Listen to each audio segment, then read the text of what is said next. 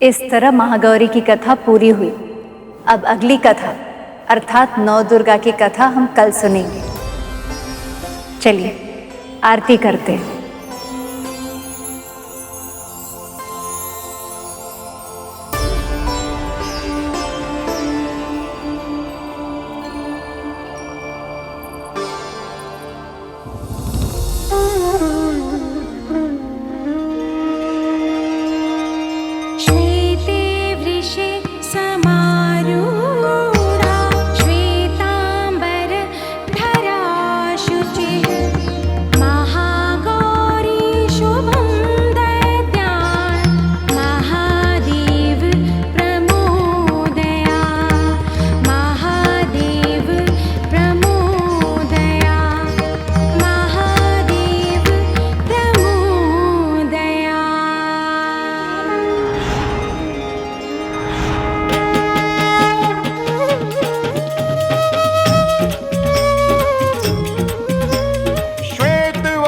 मुख उज्ज्वल अनुपम देवी तू महागौरी।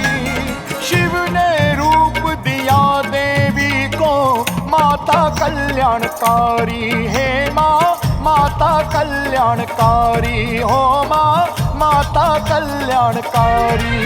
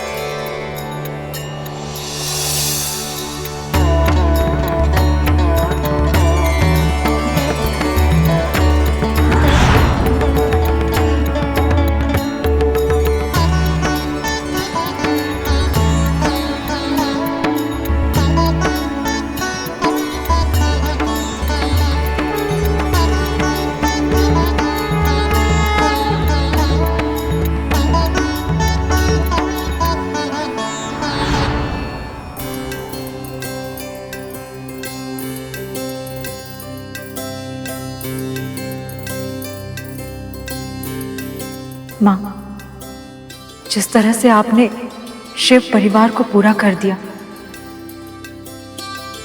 उसी तरह आप हमारे पुत्र को भी हमारे पास वापस भेज दीजिए। हम पर कृपा करिए माँ, हमारा परिवार भी अब पूरा कर दीजिए।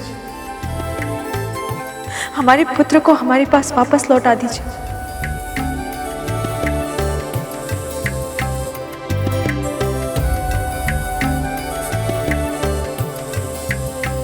यदि तुम्हारे पुत्र को लौटना होता तो अब तक आ चुका होता।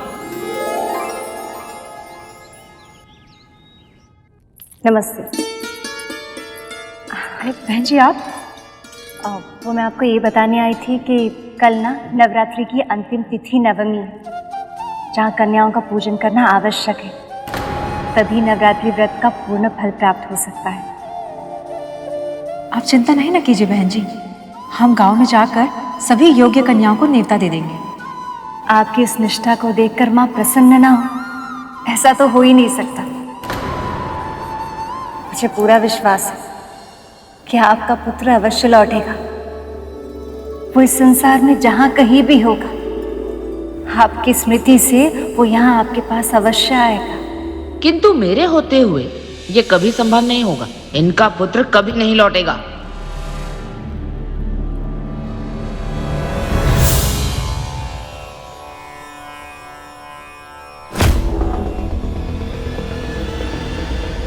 माँ, चलिए मैं चलती हूँ। जी नमस्ते।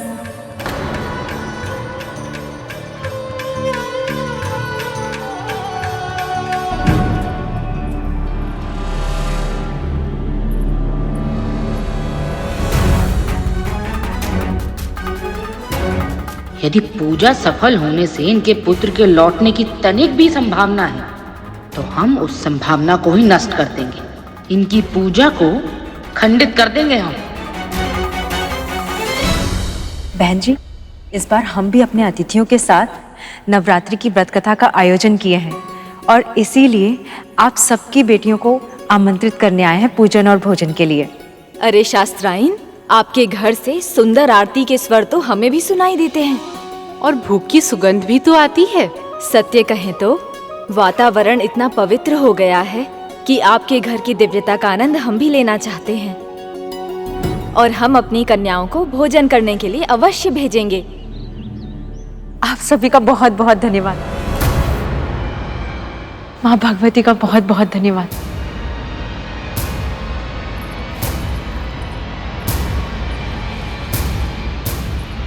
अरे चलो भी, विलंब हो रहा है।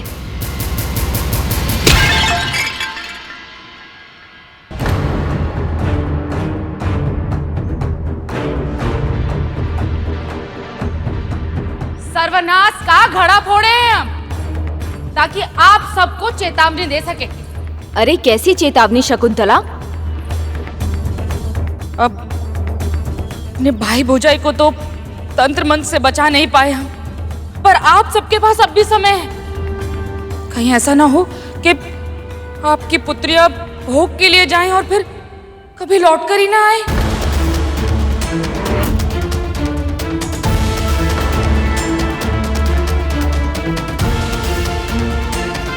ये क्या कह रही हो तुम? संभावना को ही नष्ट कर रहे हैं, किसी भी अप्रिय संभावना को। अरे स्वयं सोचकर देखिए, कहीं ऐसा तो नहीं कि आप सबकी पुत्रियां होने के कारण उनके मन में ईर्ष्या हो और ये पूजा पाठ सिर्फ बहाना हो और तंत्र मंत्र करके वो आप सबके संतानों को आपसे दूर कर दे। वैसे भी आज तक तो नवरात्रि मनाई नहीं और इन अतिथियों के कहने पे सब कुछ किए चले जा रहे हैं। किसी को आभास भी नहीं है कि अतिथि कौन है, कहां से आए हैं। अब उनके आप सबके जीवन में कोई भी समस्या आई तो बताइए क्या कीजिएगा आप सब? बात तो सही कह रही हो तुम। हमारे पुत्रों को कहीं कुछ हो गया तो?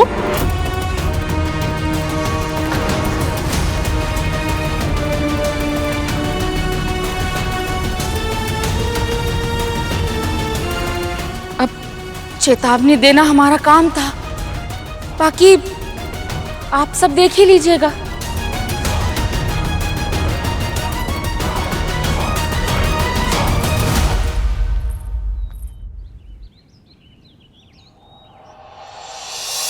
आज हम मां सिद्धिदात्री की कथा सुनने के बाद कन्या पूजन करके उन्हें भोग लगाएंगे।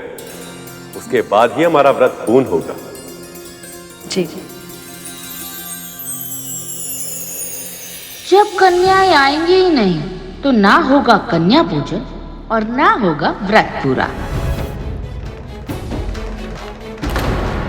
कितने तुच्छ विचारधारा है स्त्री की। यदि इसे अभी दंड नहीं दिया तो ये अपनी प्रवृत्ति कभी नहीं बदलेगी।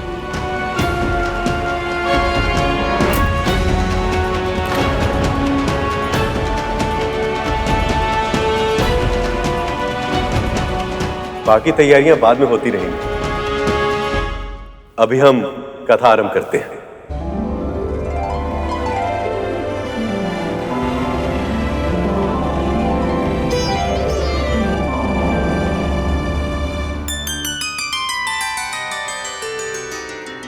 सिद्धिदात्री, जैसे कि नाम से स्पष्ट है, सभी सिद्धियों को प्रदान करने वाली सर्वोच्च शक्ति है ये।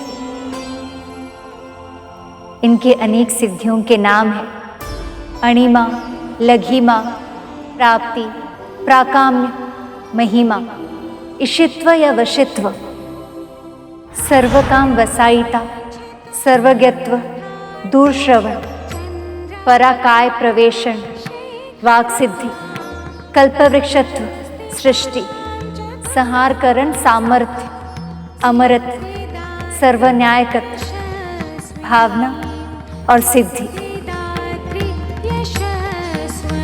माँ सिद्धिदात्री ही इन सभी की जन्मदात्री है। ब्रह्मा विष्णु महेश अर्थात त्रिदेवों को भी उनकी सिद्धियाँ माँ सिद्धिदात्री की तपस्या करने के पश्चात ही प्राप्त हुई है।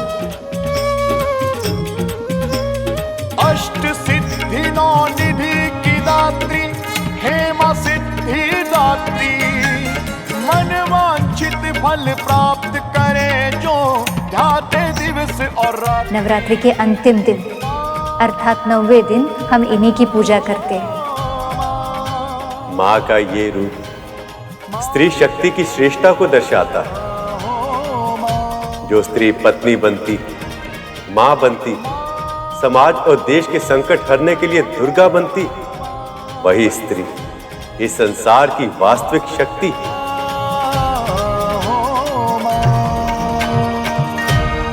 इस समस्त संसार में जो भी शक्ति विद्यमान है, उसकी स्रोत केवल और केवल स्त्री ही है। तब तो प्रभु मैं ये जानने के लिए बहुत उत्सुक हूं कि माँ का ये रूप संसार के सामने कैसे उजागर हुआ। माँ ने ये रूप संसार को ये संदेश देने के लिए प्रकट किया था कि स्त्री ही संसार की सर्वोच्च शक्ति है। इसलिए किसी को भी अपनी शक्ति के अहंकार में किसी भी स्त्री को तुच्छ नहीं समझना चाहिए। बहुत समय पहले की बात है, असुरों को पराजित करने वाले देवताओं को अहंकार आ गया था। वो स्वयं को सबसे अधिक शक्तिशाली समझने लगे थे।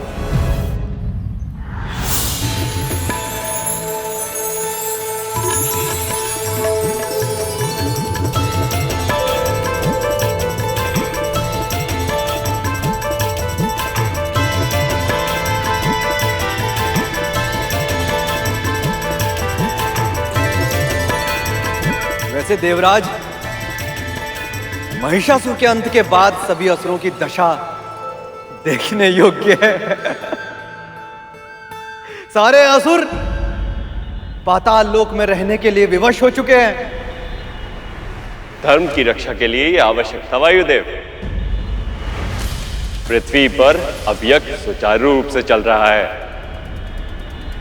और भविष्य के रूप में मिलने वाला आहार बिना किसी रुकावट के हमें निरंतर मिल रहा है।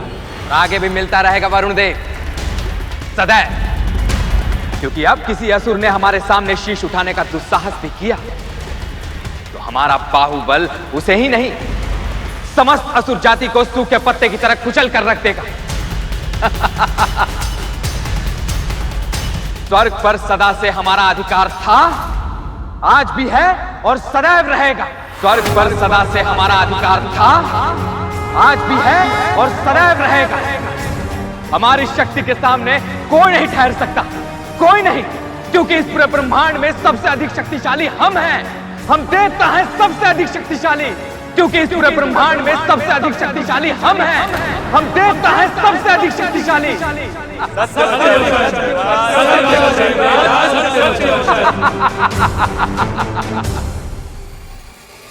देवराज और अन्य देवताओं को शक्ति का अभिमान हो रहा है।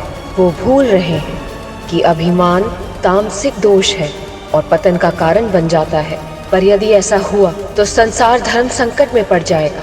मुझे उनका अभिमान तोड़ना होगा।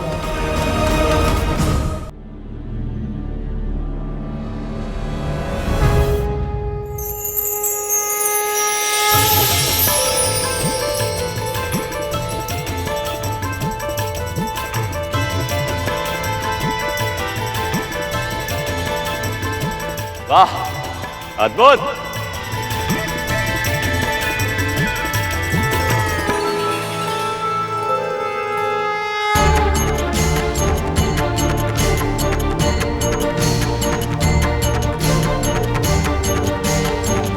ये प्रकाश कहां से आ रहा है?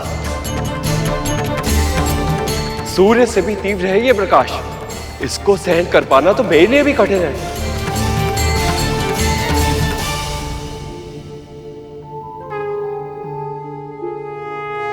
देवराज, ये प्रकाश पुंज तो स्वर्ग द्वार से आ रहा है।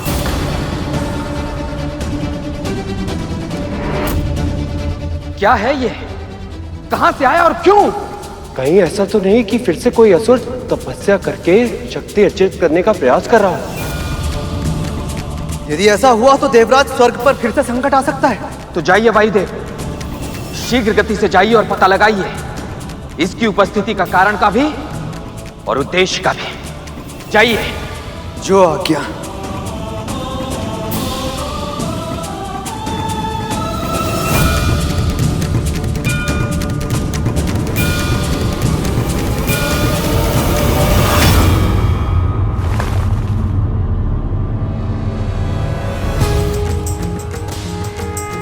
कौन हो तुम?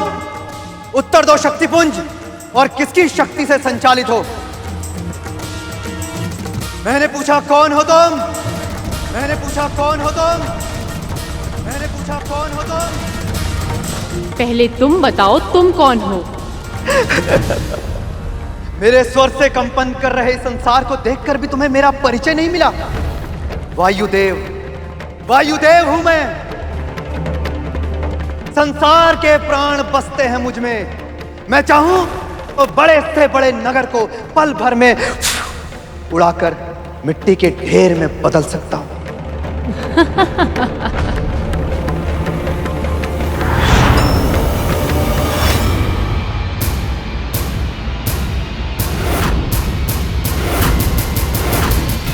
मैंने पूछा अपना परिचय दो, कौन हो तुम? और इस तरह हंसकर मेरा उपहास उड़ाने का क्या अर्थ है? उपहास मैं नहीं, आप कर रहे हैं वायुदेव। एक पत्ते तक को उड़ाने की शक्ति नहीं है आप में, और बड़े बड़े नगर को उड़ाने की बात कर रहे हैं। स्त्री! यदि आप सत्य ही शक्तिशाली हैं, तो इस पत्ते को इस स्थान से हटाकर दिखाइए। स्त्री, क्या सचमुच आज तक तुमने मेरे विषय में नहीं सुना? वायु हूं मैं, वायुदेव। और रही बात तुम्हारे इस पत्ते की, तो इस साधारण से पत्ते को उड़ाने के लिए तो मेरी आधी श्वास ही पर्याप्त है। बस बात ही करेंगे या अपनी शक्ति का प्रदर्शन भी करेंगे वायुदेव? चुनौती, चुनौती और मुझे, वायुदेव को। तो हे स्त्री, देखो अपने इस साधारण से पत्ते की दशा।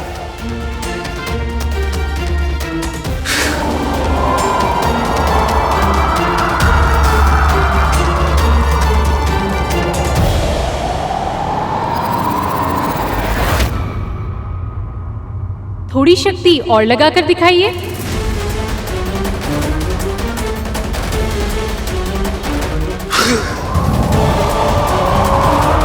ये पत्ता अपने स्थान से हिल क्यों नहीं रहा है?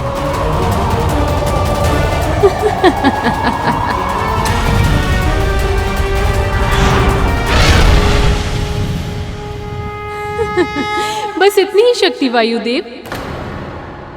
एक बार और प्रयास करके देखो।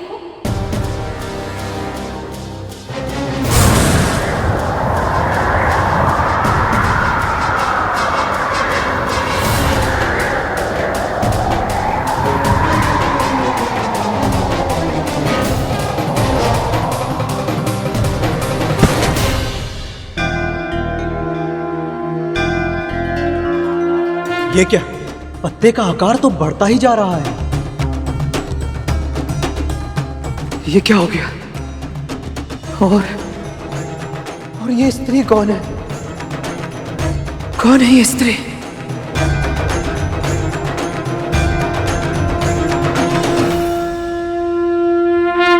वायुदेव अपनी शक्ति का इतना भीषण प्रयोग कर रहे हैं, पर इस तेज पुंज का प्रकाश तो कम होने के स्थान पे बढ़ता ही जा रहा है।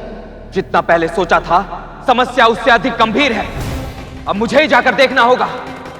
अग्निदेव, वरुण देव,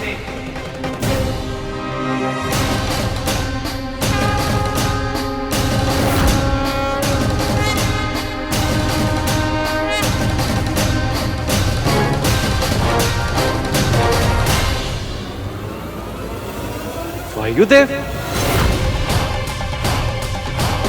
चलिए आप सब अपनी अपनी शक्तियों का प्रदर्शन करके देख लीजिए।